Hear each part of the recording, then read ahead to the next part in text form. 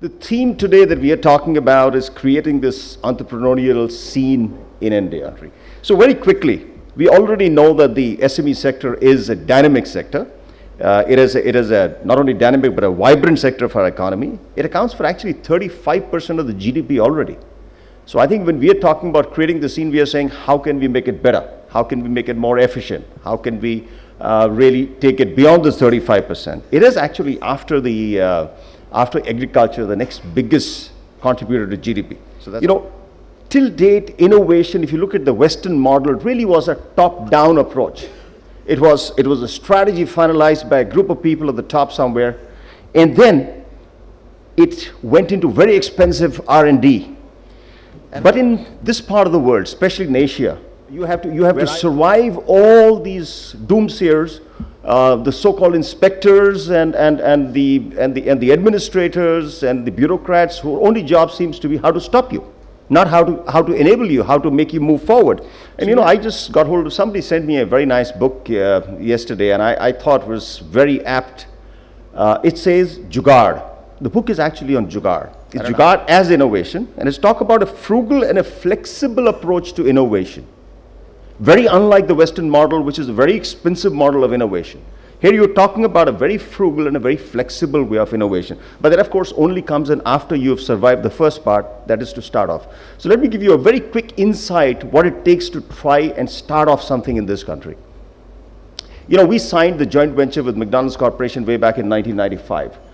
After that was done, it's presumed that we're going to open restaurants. That's what our real business is. So they sent in their senior most service engineer to come down here and help us put together what is required in terms of infrastructure to put a McDonald's together.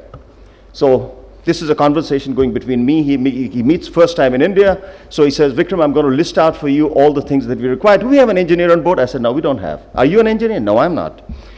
Who's going to answer all my questions? I will try my best to answer all these questions. So he starts off, okay, here are the wants. This is what we need to operate a McDonald's restaurant. Now we've come down, it's through the joint venture, all agreements are signed, and you are now talking about putting a physical location in place.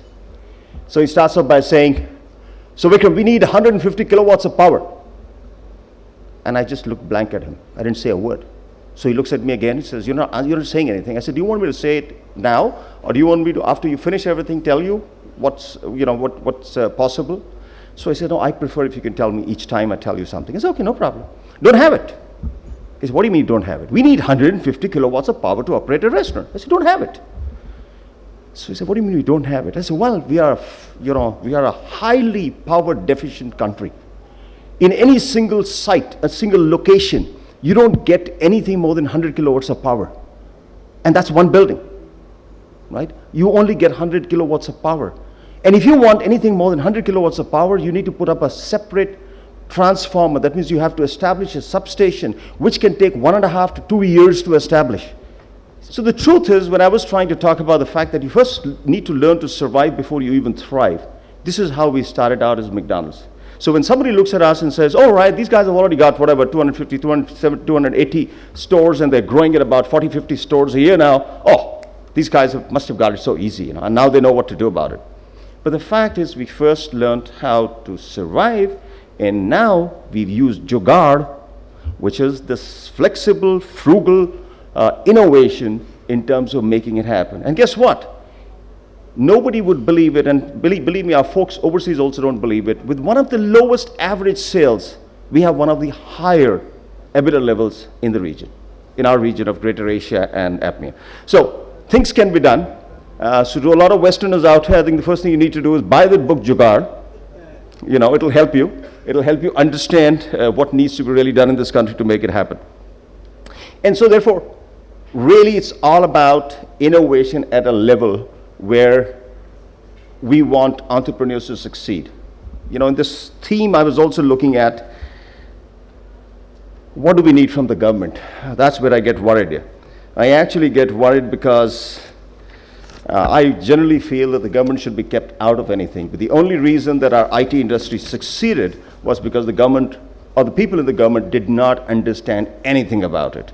So to a lot of people who go there and saying, I want an enabling environment and I need the help of the government, I'm telling you again, keep them out of it. The only thing that you want them to focus on is infrastructure, because that's not what you and me can do. We want them to focus entirely on the infrastructure of the country, provide us good roads, provide us sufficient power that we can run our business, so give us the basics that are required out here. I think we as entrepreneurs can do a great job ourselves. We really don't need the government too much in helping us out. And of course, more important, the government should try and stay out of the way. That means cut down the damn licenses that you throw at us. Cut those, remove those shackles that you tie us down with. Because if you truly want this country to be going and growing, and effectively as entrepreneurs, all of us contributing towards it, it has to be only when you minimize your interference. It's only when you decide that you will give us the freedom to think clearly, to innovate, and to succeed out here. So clearly, give us those enabling things that is required. For example, GST, such a long time. We've been trying for years together. I still cannot understand why they fight each other in the parliaments and outside the parliament. Why can't they spend a few days together just to sort out something as simple as this? It's something that we know is going to help the retail industry in a big way, right? Invest not in each other, or finding faults with each other. Invest truly in the infrastructure. Find ways by which we can really help the infrastructure improve, because look at the real estate prices. It's the inefficiency in the system which makes the real estate price so high, which does not allow retailers to really succeed. The whole model is skewed for failure, and that's only skewed to failure because the government itself is holding most of the land and believes the land is their jagir, is their family jewels. It isn't. It belongs to all of us. Bring it into the market. Give it freely, not I don't say freely, but give it in a way that it's viable for businesses to succeed. Put down, improve those, the infrastructure, like I said before. Introduce the land reforms that are required, and there's an urgency that's clearly there. Reform the labor laws. I mean, even after so many years, it's so difficult to understand, especially people coming from the Western world wonder, how can you work with the labor laws that exist? These have to be dismantled, actually, nothing more than that. And I think instead of spending time on effort into doing some major policy initiatives, I would still say they should really focus on the small things that makes us as entrepreneurs succeed. Thank you.